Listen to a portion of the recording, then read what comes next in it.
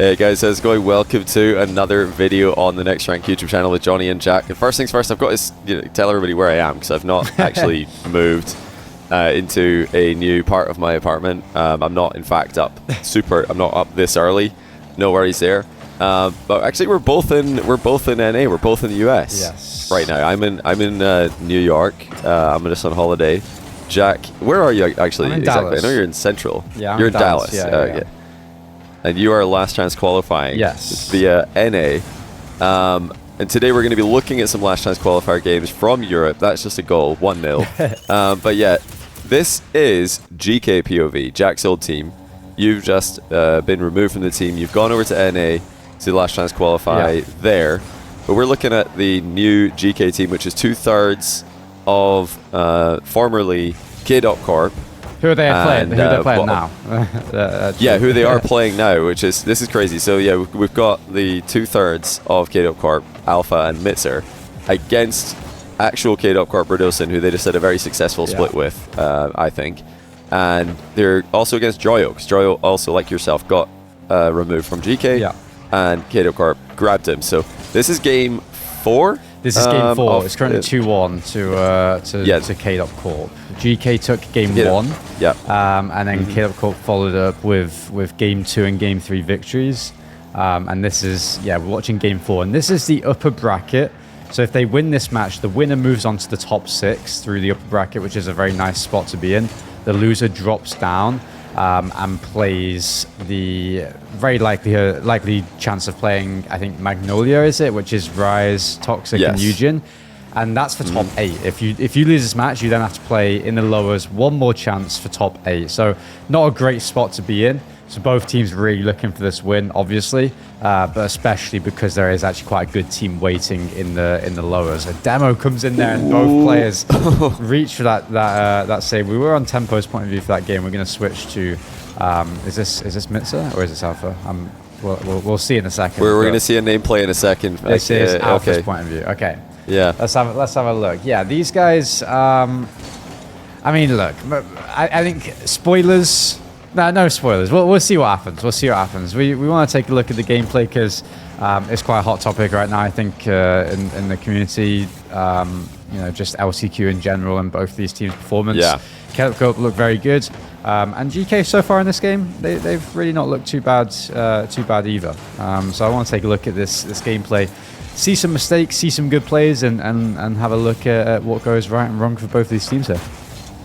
Yeah, and of course we do have to address the elephant in the room, which is, we have to put Jack in the spot and ask, were you hate watching? Because playing and watching, playing against or watching your old team, old org, old teammates, you'll get a different answer from every Rocket League player, and sometimes the answer very dependent on how the breakup went. But yeah, what's your summary? So I think everybody wants to know. Yeah. You're probably sick of answering. But what were you expecting and hoping for? I want Joyo. If I was in Europe, things would be different. I wouldn't want Joyo and Tempo to outperform you ever. Yeah, that's a goal. It was a nice play, honestly, from Razez. Actually, let's go watch this. I'm sure if I was in Europe playing, it's a little different because I'm in NA. I genuinely wanted both these guys to have been doing well, and especially Tempo is a good player. He's a great guy as well. That didn't end badly, at least on my side of things. So for me, I actually. It's not what you'd expect, and I'm pretty truthful about usually if you're playing past teammates, you don't want them to do as good as you. I remember me and Chronic, when we split up, me and Chronic, they made the major final, and I was like, okay, you can stop there, kind of thing. And then we made the next major final, my team, and I remember Chronic was like, yeah, you can stop there. You never want you don't want each other to outperform you that badly. That's an important thing, especially when you're first done team with each other. After a while, things especially when teams mix up and you're no longer on a 2/3 type of team, your old team kind of thing. Right. It's a little different, but. Yeah, I think that's the big part as well. It's not both Tempo and Joyo playing together, and then I'm sure it'd be maybe you guys can. Need them to lose, please. But maybe make the final. Yeah. Not win. But look, I wanted both these guys to do well. Joyo's doing great, so props to him. Joyo, actually, we'll take a look at his point of view for a little bit. Actually, a very offensive game from both teams, Johnny. I think we're gonna have a look at the scoreboard. Yeah, lots of shots coming in here. Yeah. 9 shots for actually both teams. So pretty even game. A lot of saves, and honestly, the level's pretty good, right? Like, I will say there's a lot of space being given in the midfield. A lot of passes are connecting where you'd actually, I'm quite surprised. Like, I think a lot of these passes could be stopped like earlier before they happened. But that's just the pressure of a high intensity game. I mean, it's 2-1 the series. This game is huge, like every game is in the best of 5, really. But we do go to overtime here, Johnny. What's your takeaway so far? Who do you think has been playing better? This is actually a very good chance, but that's a huge save from Joyo on the flick there. He has to cover both the low and the high, and he does that really nicely. Gets the read on what Mitz is going to do on the flick there. I've liked the physicality out of Kaydop Corp. That's the standout thing. So I think the game has been pretty back and forth. That should be a goal. Like you said. Yeah. Oh, that should be a goal. Okay. Yeah, this should be over. Yeah. That should just be GG's. Because that was a super open. Can we go Riddleson POV? Yeah, let's go. The backboard is open here. Yeah. It's a good save to get under it like this. So this is a great touch out.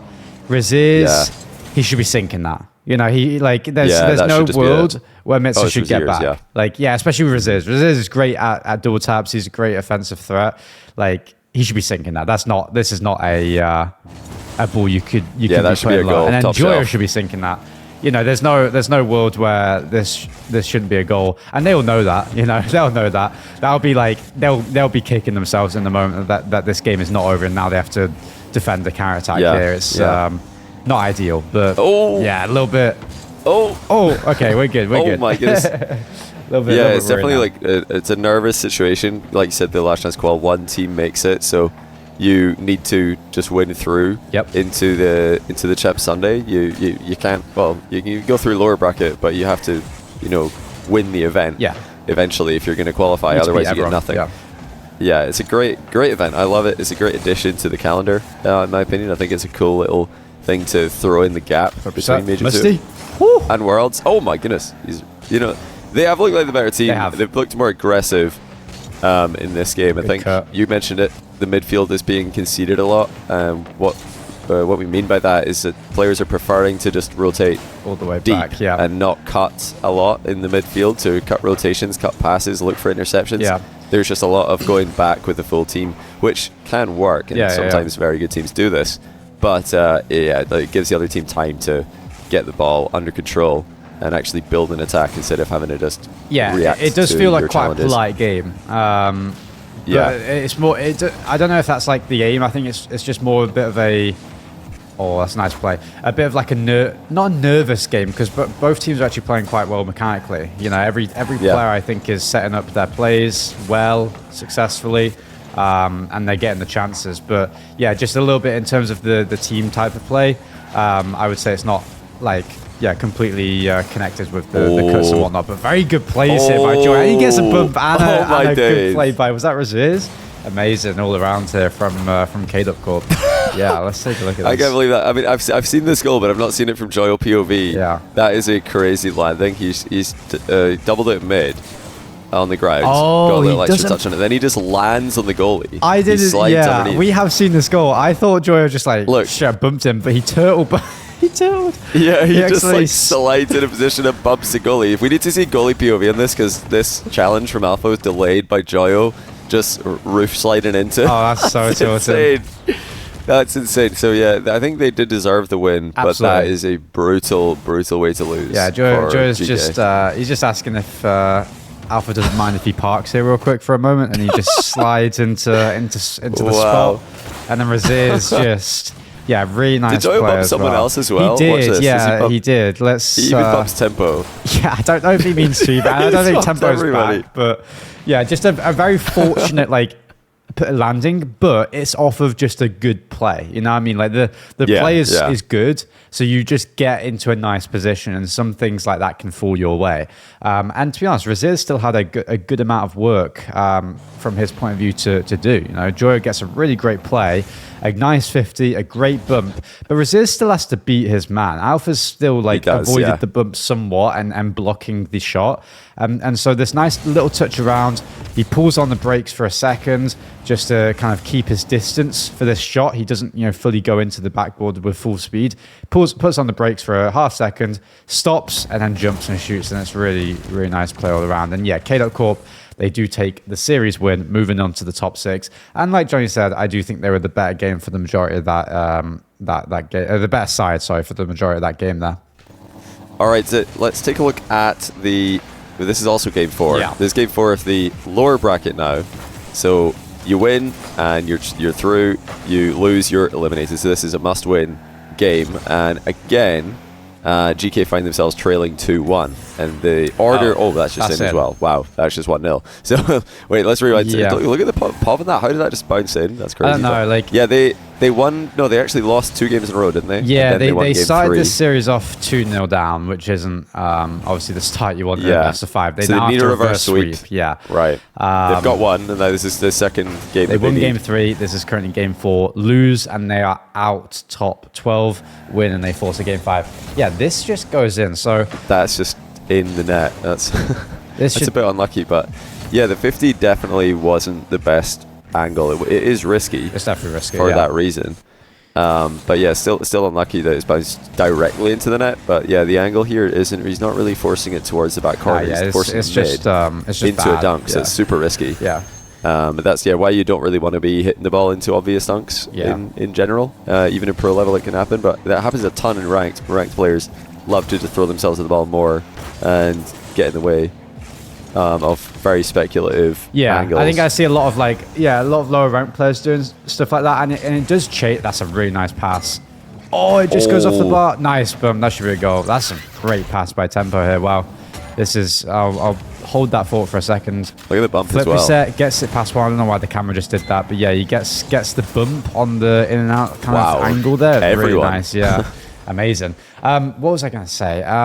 What were you asking? We're talking about. Well, I wanted to talk about how. Oh yeah, the corners. Takeaway there. Yeah. Yeah, keeping the ball in the corners safe. You love that. Yes. And more, nice play, general all over the pitch. Not going for the big win in the position is sometimes smart, because there you're thinking, well, I could chip this mid. That's great. Great for the team if I could just chip the ball mid. Yeah, that should have been a goal. I think you can get that. You did not rushes. Rushes like the read a little bit. He went forward a bit too soon. Yeah, just definitely rushes. But yeah.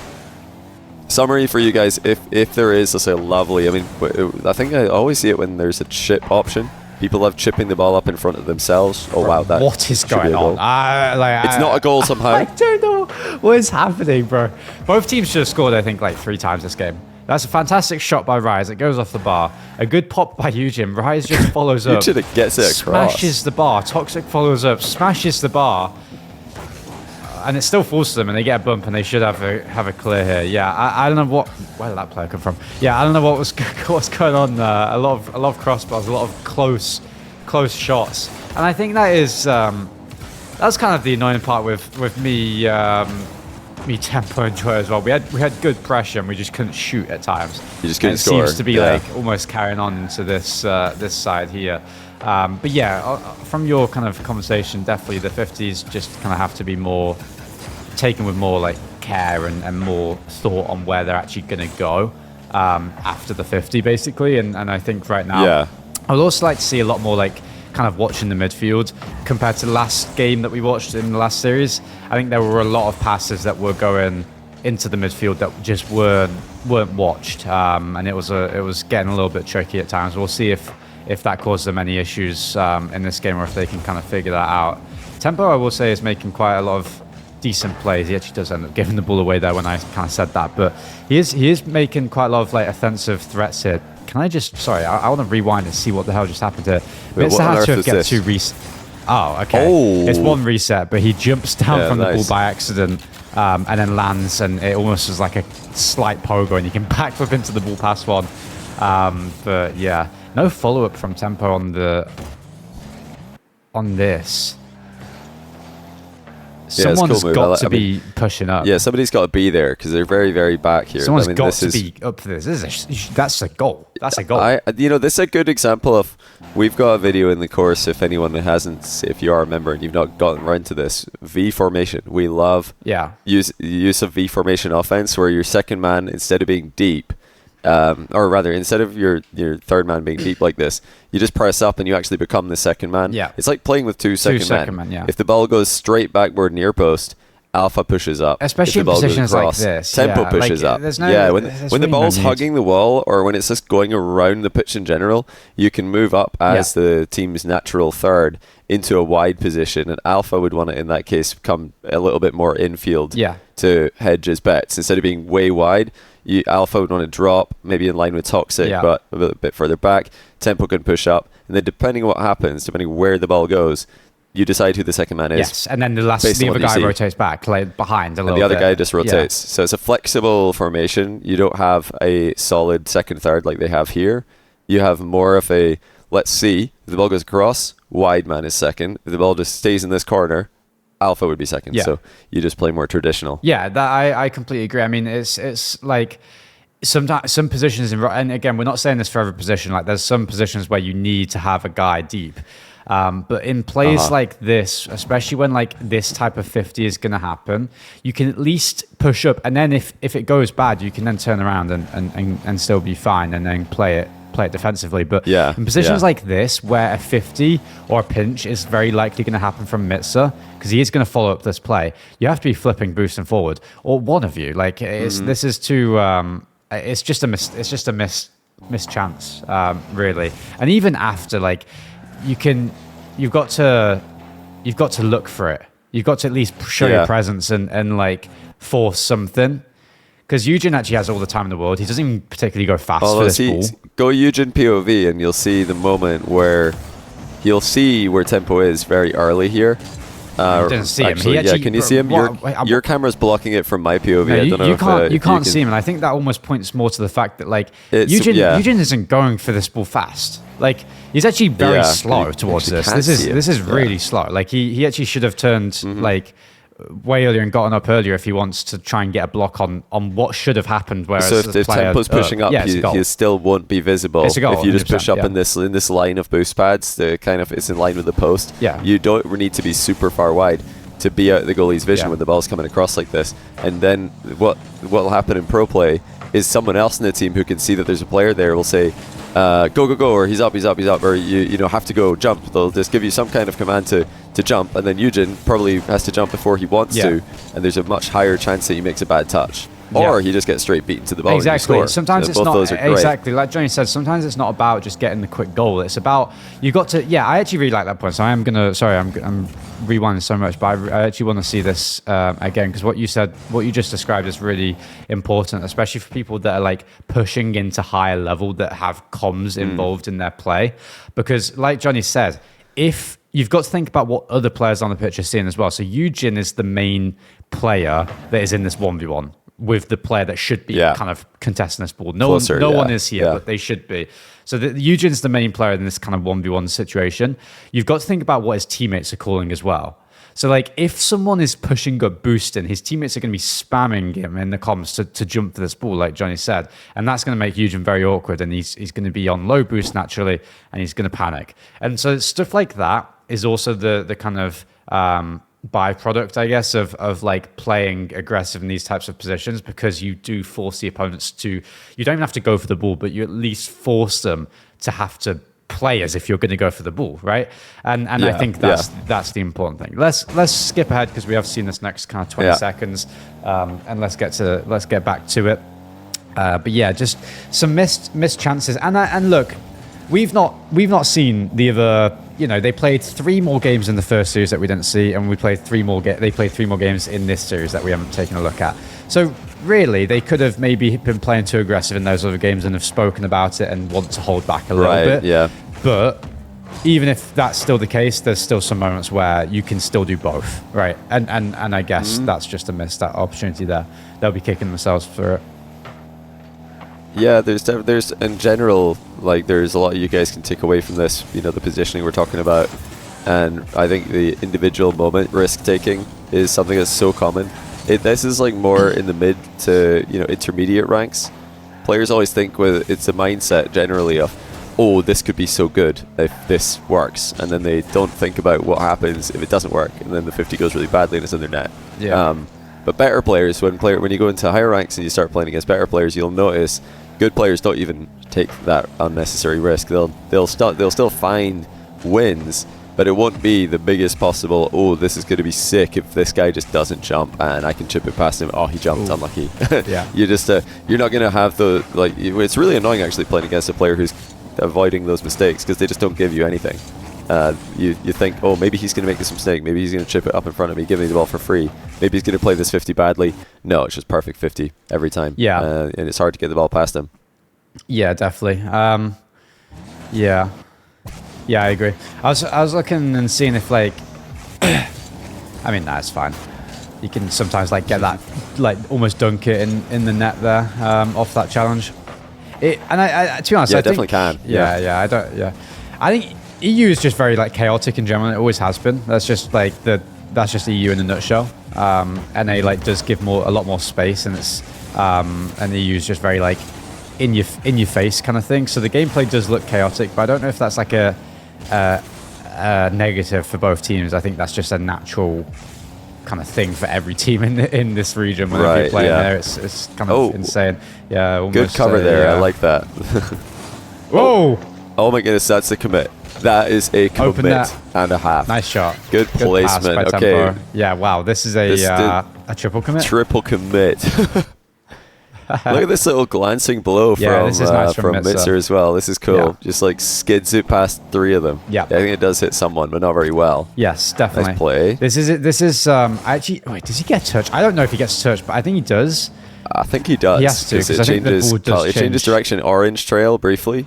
Yeah, he does get touched. That's a yeah, he does. touch. That's orange trail. Yeah, and then it causes them to kind of panic. But yeah, they triple commit there. But obviously, like, sometimes triple commits. Again, triple commits should probably never happen. Double commits are sometimes fine to happen. Triple commits never. But I would say for that instance, that's like the one time I'd be like, you can see why everyone went for that. You know what I mean? Like, every player. Oh, is that just a goal? He's done it again. Rise has always been very good at this. I don't know how it works every single time, but he just wiggle. It's just like RLCS 2025 wiggle fake, and it works. Yeah. He makes it work. Yeah. He's been doing this since he came on the scene with Moist, well, Queso. Yeah. And in a clutch moment, he's done it again. Rise Toxic, YouTube. We've not really talked a lot about them, but yeah, they're an interesting team. Definitely to see come together at the end of the year, because they've all had pretty disappointing seasons, I would say. But now they've got a chance to qualify for Worlds anyway. It's what we love about the last chance qual. And yeah, they do have to get this win if they want to do that. We do go into overtime here, so one goal wins it for Rise, Eugen, and Toxic to get through to the top 8. GK need go for a fake style of kickoff. GK need to force this to a game 5 here. So let's see what happens. I'm interested to see how this one goes. I want to go to Mitz's point of view. Is this Mitzer? That's some decent passing plays. This is Mitzer. Yeah, okay, Mitzer lurking upfield there a little bit, and it's not going to pay off. Tempo can't keep it out, and that is game. This fell apart really quickly. Yeah. Look at Mitzer's just chilling, thinking, okay, this should be fine. We've got Alpha and Tempo back. We've spoken about this in our video where we looked at the Italian Rocket League, actually. Like, you don't need to rush back if you get to a defense and they have ball control, or they've got control of the situation. But yeah, Alpha immediately loses control of the situation. And Tempo's in an island because he hasn't come in. He's gone deep again. So you talked about that a little bit earlier. Yeah. Jack, that they do this quite a lot in these games we're watching, and it has cost them in this situation. Yeah, that's not a fantastic touch by Mitzer. Like, the pre-jump, like, he's expecting a higher touch by Toxic. The pre-jump, I actually don't mind the pre-jump, to be honest. I think Toxic does kind of mess up his touch a little bit compared to what he actually wanted. And I think if he got what he wanted, Mitzer probably would have actually had a decent kind of touch. But obviously pre-jumping when your teammate is like floating and stuff is aggressive. It's not wrong, it's just aggressive. And sometimes aggressive players can obviously end badly. His touch isn't what he's wanting. He's trying to get, I think, I don't know, maybe a flip reset and he can recover with it on the ground, or just a soft touch and it goes a little away from him. Eugen gets it round. Alpha has to read the wall bounce, which it isn't easy, especially in a high pressure situation. He gets it slightly wrong, like ever so slightly wrong on his takeoff. Like he would prefer to be like here on his takeoff. He's here, ever so slightly wrong. Like, and he has to try and keep this ball close and buy time. And it just doesn't happen. He then goes for the boost. I don't know if he's getting back either way. And let's see Tempo's point of view. So I think everyone makes a mistake here, to be honest, because I think where's Tempo? There he is. He gets a bump as well. Yeah. On the way back, Tempo. So maybe Alpha thought he had more time. So Tempo gets a bump. Oh, I think you've got to turn. Yeah, it just goes to rise.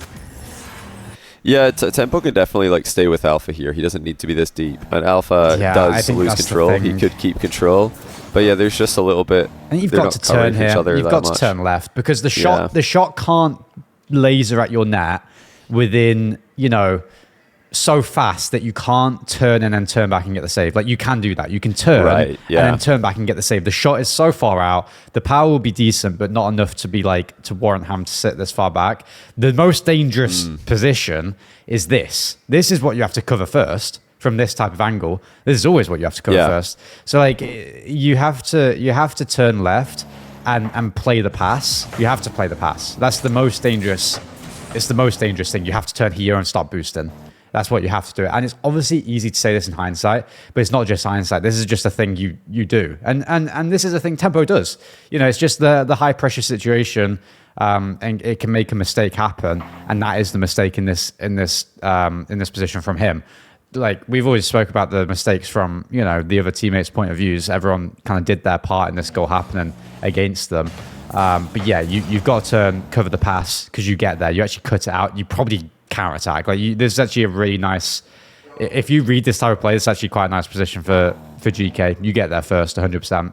And it would be a good position. But he was also expecting a better shot, Johnny. Like, Toxic shot. He was, yeah. Toxic actually... Because he would have double jumped if this is if it's high, he just double jumps and it goes into the crossbar. But because it's lower, he thinks he has to hit it upwards. He's playing for the shot. Yeah, he's playing for the shot here, like here, right here, and that's like most likely, shelf. And that's probably a pretty good shot and a pretty likely shot to happen. And again, Toxic gets away with, I want to say, making a bad touch. Like it's not terrible. The shot's not absolutely terrible. He gets good power on it, but it's not amazing. It's not like compared to what you can get. It's not fantastic, and it almost. He probably didn't think he scored when he shot this. Yeah. It's like, probably thought when he hit this, like maybe it's a goal, but should be a goal. Yeah, you know what I mean? Not. From a free shot from that kind of angle. But yeah, Tempo kind of. Interesting though, because I mean, Tempo was shadowing, so when you're shadowing, you can just fast aerial to get easy, deflections to shoot intentionally hit the ball into your crossbar. But because the shot's so low, he can't do that. It reminds me a little bit of when somebody hits a bad shot in 1v1 and the goalie wants to crossbar pinch it, but the ball's it's not touching the crossbar on the way in, so they can't, and they just they can't get power on their clear. Yeah. He obviously wasn't thinking of doing that here, but yeah, the shot wasn't as good as he expected, which is something we can all, I'm sure, relate to. It's a great cope, actually, when the other team score. You can always say, whoa, I didn't expect the shot to be that bad, and it kind of makes you look good because you're making fun of their shot quality that you've conceded to. It's a little tip there for you guys to cope with in Discord with your mates. Yeah. But more seriously, he just thought that was going to go top shelf, and it didn't. Yeah. Didn't react accordingly. Was still absolutely savable. Oh yeah, like the reaction's slow, but again, that's the high pressure situation. You're concerned. You're thinking probably sometimes sometimes much more than you should be, and you overthink a little bit, and it causes reactions to be slightly slower. You're thinking about what shot to be honest, and that's why in these positions you have to play. More aggressively instead of reactively, like in high pressure situations. Like if again, I know I keep saying it, but if you don't decide to start boosting right here, you then have to decide right here to start boosting and jump and just try and get in the way, because you can actually cover quite a lot of angles if you start boosting here and jump towards the goal side. You can actually cover quite a lot of the shots, and then you can like kind of react last second and flip, and I think that's much better than sitting on the goal line, because sitting on the goal line in overtimes, like, yeah, it's really hard. It's hard to react. It's hard to keep your nerves under control, and they do get punished for that, but also for a ton of other mistakes as well. Of course, like with any goal, there's multiple things that could have changed and gone differently. To be honest, Johnny, like they actually didn't play bad. Like they were playing like pretty well mechanically, I would say, for a lot of their offensive plays. Just some small moments where we're not kind of covering what they've got to be covering, and some small giveaways of possession, I would say, and not thinking about like the overall kind of bigger picture and the longer term kind of plan for their possession or gaining possession even. Yeah, they look like they're right there with the opposition. These teams are all very good. They're comparable, and it's not the it's the last chance qualifier. It's going to be added to, especially in a player like Tempo. You talked about him earlier. This is just going to be like blocked together with the disappointing split that he's had, and then you add in the last chance qual. They're getting eliminated by the old teammates. It just, for him is very, very painful. Terrible, for Geekay, it's very painful. But he's a great player, and I think fantastic player, amazing. Yeah, he actually had some moments where he's playing so well there, and Alpha and Mr. as well. They're all making big plays at times. But yeah, some small mistakes. I mean, for me, he played the best on the team in the two games that we've seen. In the two games that we've seen, he was making. He could have played terribly in the other 4 games. I don't know. We haven't looked at them. Who knows? But or the other 6 games. Sorry. But they're very good players. Fantastic players. Fantastic. And so this didn't go their way, but good luck to them next season. I love watching him play. I'd love to see more of that team. I think Alpha's got more in the tank, and Mitzer's also another player with huge potential. Yeah, amazing player. So it just shows the level that these guys are so good, and they team for a reason. Like, the reason why Mitzer and Alpha, after a pretty successful split we were dosing, were like, let's get Tempo, is because he's that good. Yeah. And it didn't work, but that's not to say it wouldn't work if they ran it again. And to be honest, had a bit more time. They've also got the EWC LCQ, which true. They will be a threat. They will be one of the best teams there for sure. Like they'll be one of the top like 6 teams, I would say, that are competing for that win. Like Rocket League is such fine moments, and I know that everyone is like, I don't know. I see a lot of tweets about like Geekay and stuff, like. And I get it, but at the same time, they're not far off. Like the gameplay that we just really saw, it's overtimes, and it's small moments where they have to change one decision, and everything changes. But sometimes that decision doesn't come, and maybe it won't. But we'll have to see. We'll have to see. There's still one big tournament left to play, and they will be in it. So best of luck to those guys for that. Unless you're playing in that one as well, aren't you? I will be playing in that. So maybe not best of luck. So not best of luck. A little bit of luck, but not too much. Not second best of luck, second baby. Best of luck. I'll take all the luck if you don't mind, but second best of luck to those guys. Yeah, that's funny. I mean, it reminds me, like, I'm thinking about there's a famous quote of a former Scotland football team captain. The referee at the kickoff against Brazil, said good luck to both of the captains. May the best team win. Captain of the Scotland team says, "Oh, I mean, I hope not, but good luck." Exactly. Hope not. But yeah, in this case, may the best team win. Exactly. I'm not in any of the teams, so I can say that. May the best team win. But you're still in the last chance qual in NA. That's like the end of the month, right? Yeah, that's in like 2 weeks' time from now, which is a long break, which can only help us. So I'm kind of I'm excited for it. But yeah, we're playing good, doing good. But yeah, that'll be in 2 weeks' time. So we'll see. We might get more videos. Maybe. Well, I'm in Toronto next. So there we go. Yeah, we might get more the next rank in North America. North America, amazing. Videos. Yeah. Amazing. TNR in NA. Let us know which you guys prefer, the EU versus NA TNR videos in the comments below. Get the EU versus NA debate going. Guys, that'll be all for us today. If you have enjoyed, be sure to drop a like. Check out our course at thenextrank.com. Check out all of our other videos on the YouTube channel. And we'll see you guys in the next one. Take care.